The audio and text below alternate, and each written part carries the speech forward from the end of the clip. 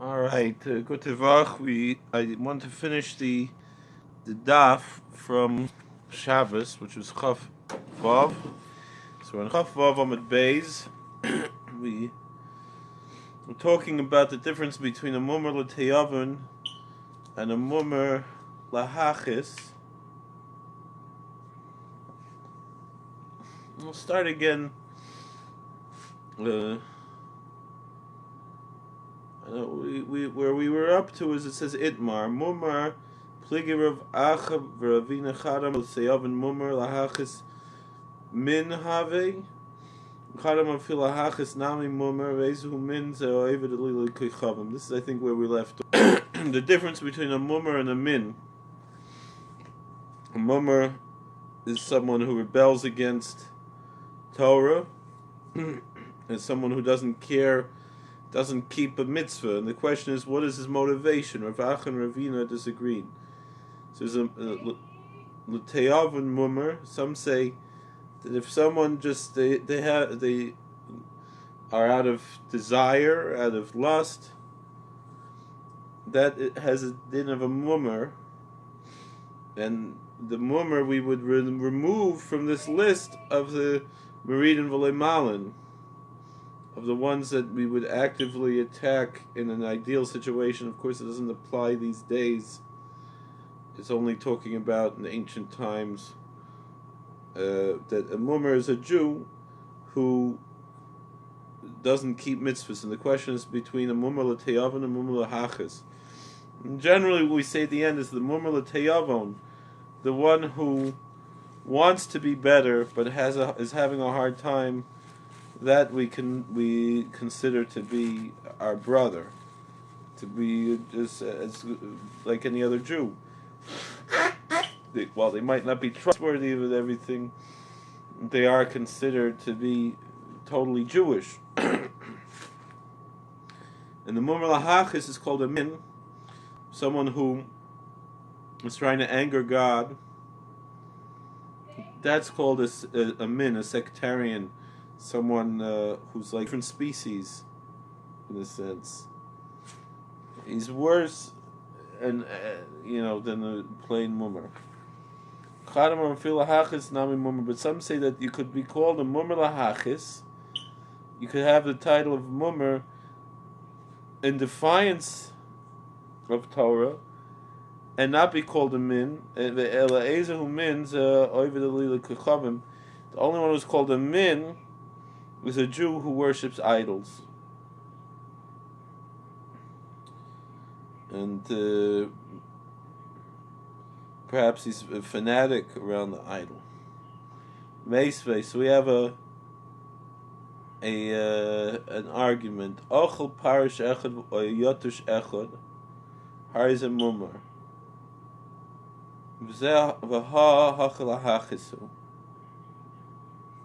If someone ate one flea or one gnat, he's called a mummer, so not a min. But it's obvious that if someone is eating something so disgusting that it's the only reason why he would do such a thing is lahachis, to anger God, or because he's angry at God, and not no one desires to eat such disgusting things. Tani mummer. So why could he be called a mummer when he's lahachis? Hasam boy lemitam time l'isura. So the answer is no.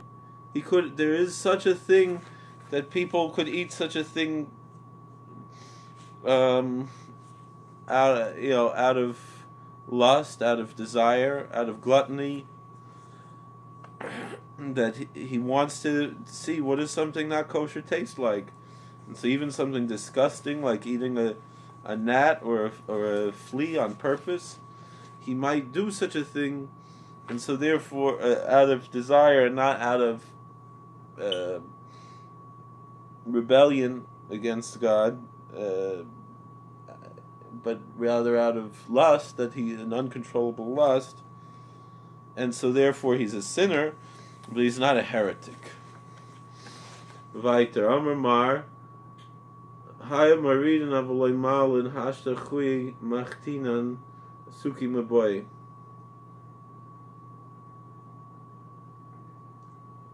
There's a brayso that says in old days they would they'd knock such people down into a pit, and they wouldn't pick them up.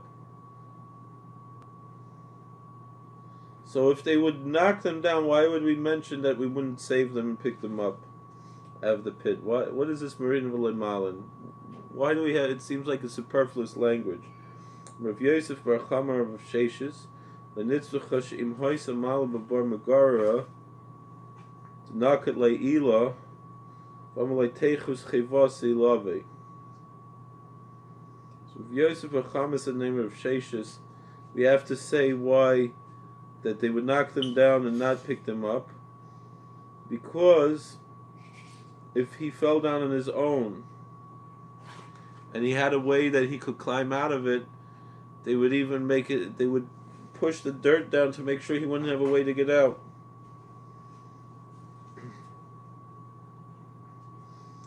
And then if they said, how could you do such a thing, you're putting me in danger, he said, oh, I was nervous that an animal was going to fall in there or something, because he's going to step down through there, and that's why he pushed the dirt. Love you, Tom. I love you. Good to vibe. We got to get up early tomorrow. I'm going to be done with this in a few minutes. Rabbi Rav Yosef Damer Tavayu Le'nitzvach she'im hoysa even al pi ber mechasa am l'borei chivasa ilave. Similarly, Rabbi Rav Yosef said that, for example, you weren't able to lower the person in the pit, but if he fell down, you would cover it up with a stone, and you'd say, I have to cover up the hole because I don't want the animals to fall in. Vina amar she'im haya sulam esalkai, amar vina l'chuya bri migra. And if there was a ladder in the hole, you could take out the ladder and say, I need this ladder to go rescue my son who's up on the roof. And so it's like that. So, alright.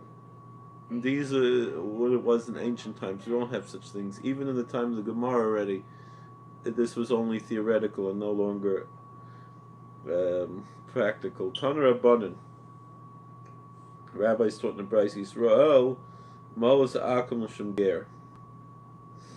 The Bryce of the rabbis teach that a Jew can circumcise a pagan for the sake of him converting to Judaism. What would be the question? Puki l'shamur nadalai. So the Bryce specifically says for the sake of becoming a ger, and not for a medical reason. For medical reason, he's not allowed to. Va'akam le'yamul Yisrael mipnei shechushudan al shrichas damim devir meir. V'chamer marmim va'akam malas Yisrael b'zman shachir marmim al gabe v'beina v'beina loy. Bryce continues that a pagan could not circumcise a Jew because we're worried the pagan could kill the Jew. That's Reb Meir, but the sages say that the pagan could circumcise a Jew if Jews are watching him.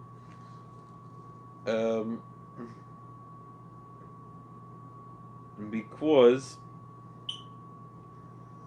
as long as other Jews are watching, but not privately. This is a whole shaila. So Remeir Aimer Filo Chemrumdam Al Gabai Nami Loy the Zimnan Matzloi Sakina Mashri like Khrushchevka. Remeir says even if there are Jews watching, the pagan might damage the private parts where the bris is happening, and render him sterile and so forth and mutilated, even if he's not going to actually kill him. Now, this is a whole question about how can does one fulfill the mitzvah like this? Savar Meir Akam Loi Reminu Ir She'ein B'Yirefi Yisrael V'Yesh B'Refi Kusi V'Refi Akam Yomel Akam Al Yomel Kusi Devar Meir Yehuda Meir Yomel Kusi Val Yomel Akam. Does Reb Meir hold that a pagan cannot do a bris? We have a brisa that says that you have a town where there's no Jewish doctor. From here we see that the doctors would do the bris, but you did have a Samaritan doctor and a pagan doctor who knew how to make a bris. So Rabbi Meir holds that the pagan should make the bris, to do the circumcision, and not the Samaritan. And Rabbi Yehuda holds that the Samaritan should do it, and not the pagan. So here we see that Rabbi Meir holds that the pagan can do a bris. Eipach Rabbi Meir mer Yom Kusi v'lo Yaakov. Rabbi Yehuda mer Akum like Kusi.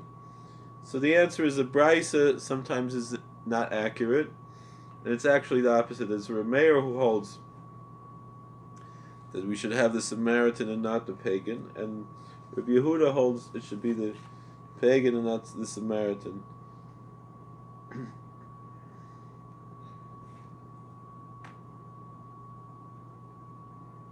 The reason why we would not have a Samaritan is because the Samaritans are sometimes suspect of idolatry. And when the Samaritan is making a bris, but the Samaritans keep Jewish mitzvos. So it's almost like, the question like today, you have someone like a Jews for Jesus. Is he doing the mitzvah, or any mitzvah, but he's doing it for a pagan reason? I'm not talking, and of course there's a nafkamina between a group like Jews for Jesus and a group, and some of these Orthodox Messianics who don't actually worship Yahshua, but they erroneously have him as they think he is Mashiach, which is false, but it's not necessarily pagan worship. All these things, but the pagans, on the other hand, the regular pagans, they don't circumcise their children. So if a regular pagan is doing a bris, he doesn't have in mind a pagan reason. He might just think it's for medical reasons. He's probably not going to have in mind l'shem mitzvah either. This is a whole question of what we do today. Why do we tell someone who was circumcised by a doctor in a hospital has to make a toughest dam bris?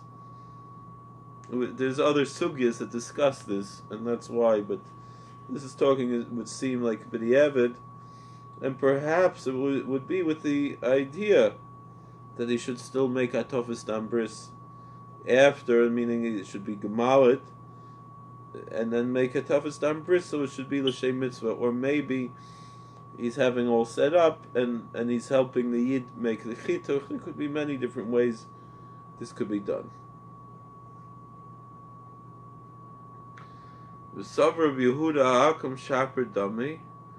So you have a different question. This gets to what we're talking about, our whole shaila here, our whole kasha. How could Rav Yehuda hold that you can have a pagan make a bris? V'hasan Rav Yehuda imanayin l'milu ba'akum shehi psula shemavatos brisi tishmor.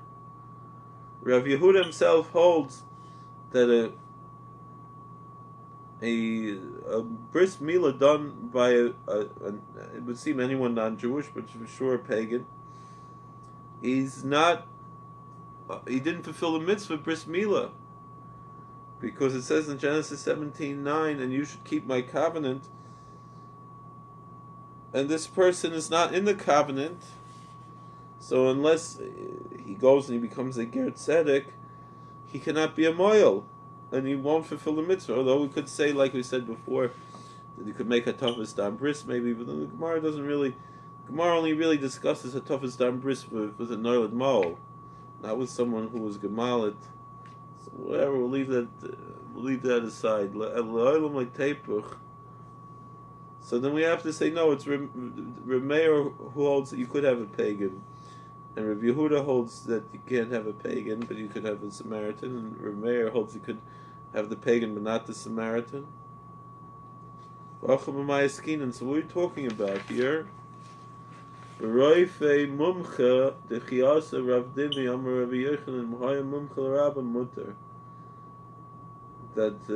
Dimi is the name of Yochanan, that a pagan doctor who's known as an expert doctor he's recognized, then you could have him make his circumcision according to a mayor. The question is not the issue of the bris. What is this? So we're on our new daf, and it's very late, so I want to go to bed already. So thank you for watching. God bless. Please like, share, and subscribe. Comment. Because this Gemara actually has practical issues to discuss these days, and we're gonna go. The sugya goes a little bit further with the same question. So thank you for watching. God bless. Good tavach. Where was that? That was 26b. Okay.